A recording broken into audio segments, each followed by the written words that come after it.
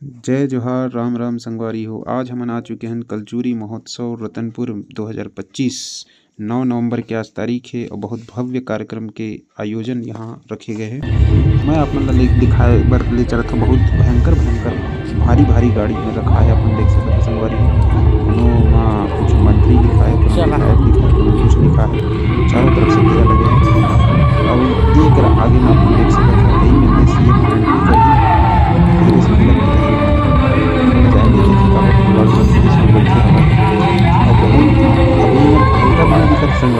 कि उन राजाओं के कार्यकाल में सड़कें जो नहीं थी, पगडंडियां थी, उस पगडंडियों को थोड़ा चौड़ीकरण करना। बाद में जब स्वतंत्रता मिली या अंग्रेज आए तो थोड़े वो चौड़ीकरण हुए सड़क, लेकिन बेसिक काम जो छत्तीसगढ़ के गाँव में जो बेसिक काम तालाब के रूप में, मंदिर के रूप में जो किया है, ये कलचुरी वंश ने किया है। और आप देख सकते हैं ये रतनपुर है जहाँ लगभग 360 तालाब थे। चारों तरफ देख सकते हैं, हालांकि कुछ तालाब आज के दौर में मृतप्राय हो गए हैं, किसी न किसी तरह कब्जा इत्यादि अन्य हो गया है। फिर भी 100 से अधिक तालाब अभी यहाँ रतनपुर में है। धनपुर में इसी तरह तालाब है। जांजगीर में जाजल देव का मंदिर तालाब है। महामाया मंदिर आप जानते हैं कलचुरी काल में ही बनाया गया, कलचुरी राजाओं के द्वारा। तो बेसिक काम जो उस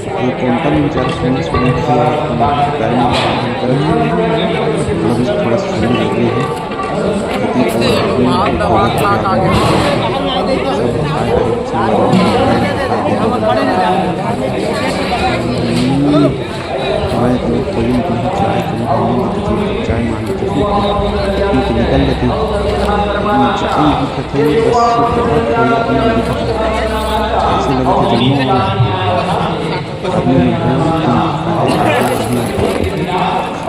ऐसे पूरा छत्तीसगढ़ की संस्कृति के बारे में दिखाएंगे।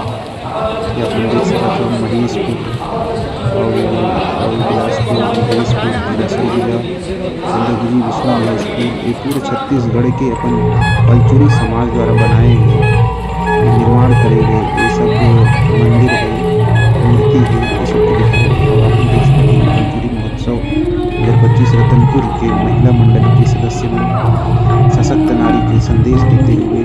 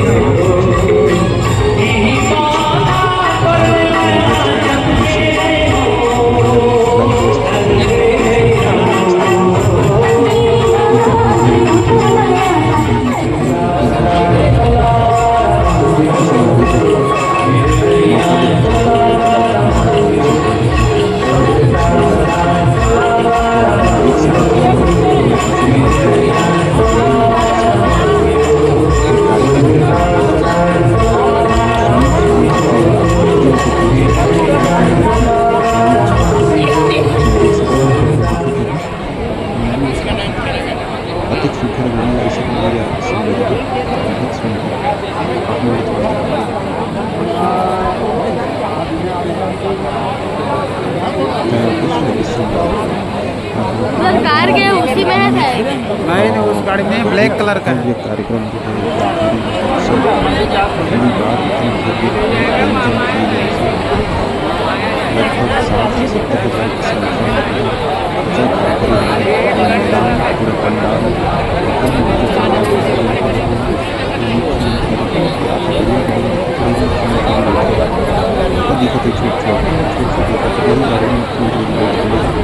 जम्मू संगवारी में बोला मुख्यमंत्री जी देखिए काबर के छत्तीसगढ़ के साइंस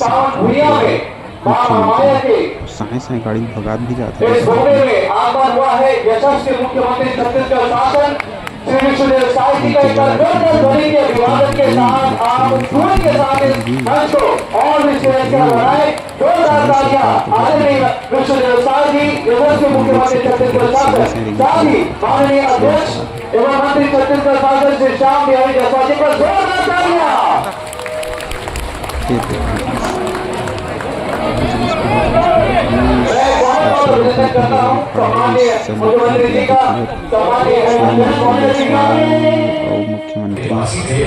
घोषणा की गई है।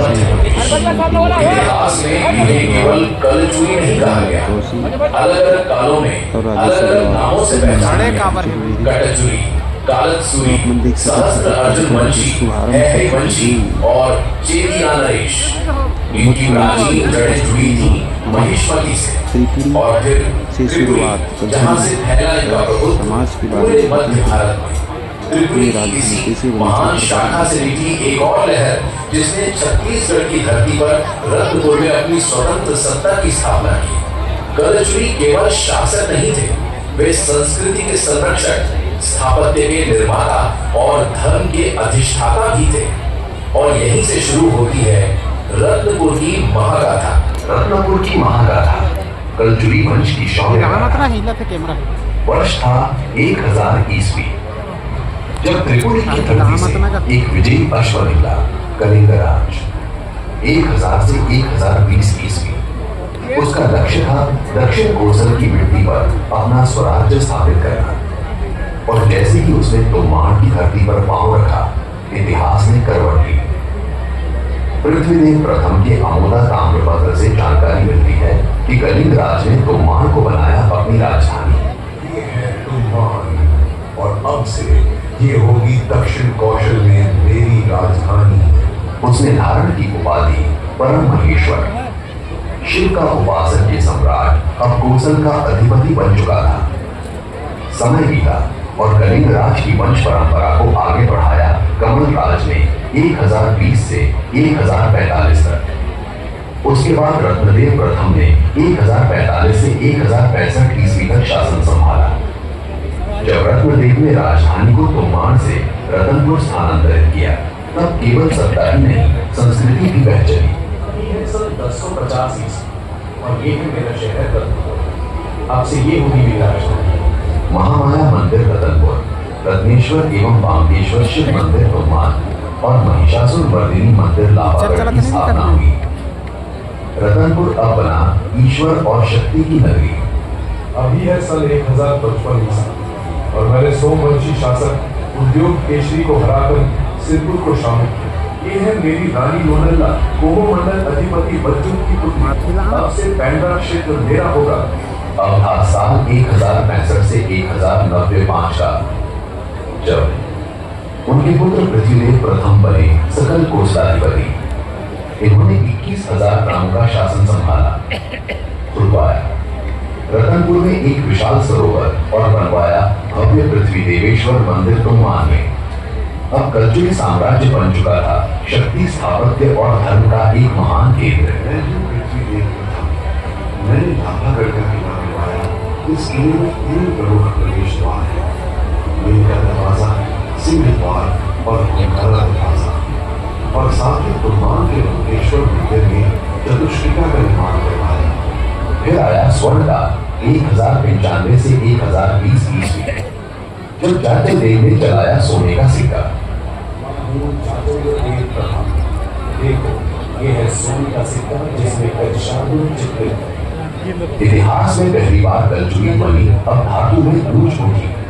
पानी के शिव मंदिर का जीर्णोद्धार कराया, साथ ही जाजलपुर में दत्ता मंदिर का निर्माण करवाया।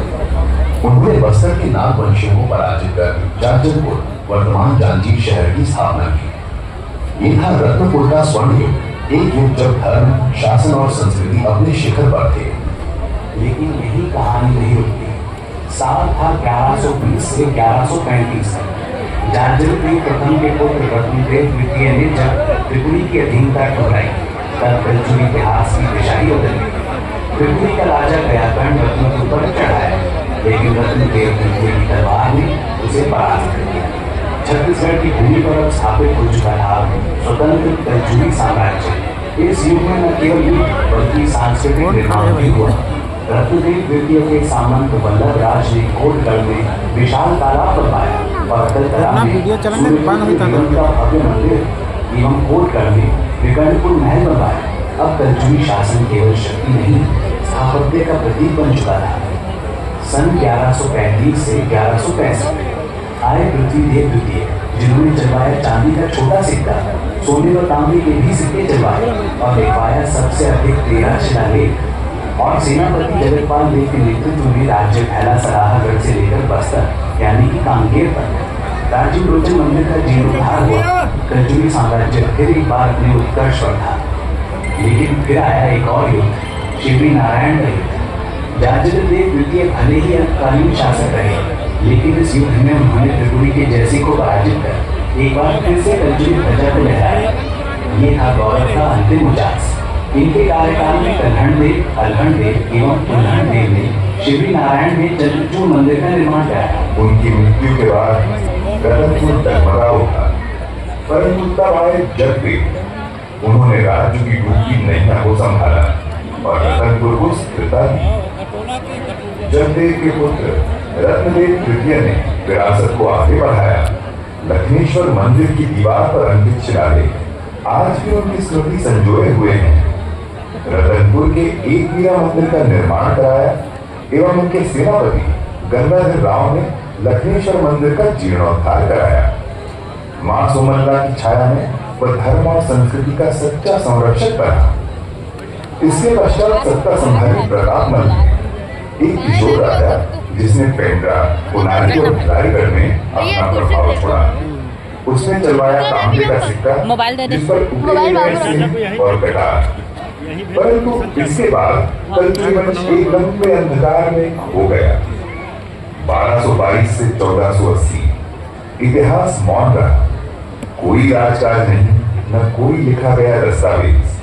केवल रह गई मिट्टी में गड़ी स्मृतियां, उजड़े मंदिर और फीकी होती हुई गूंजें।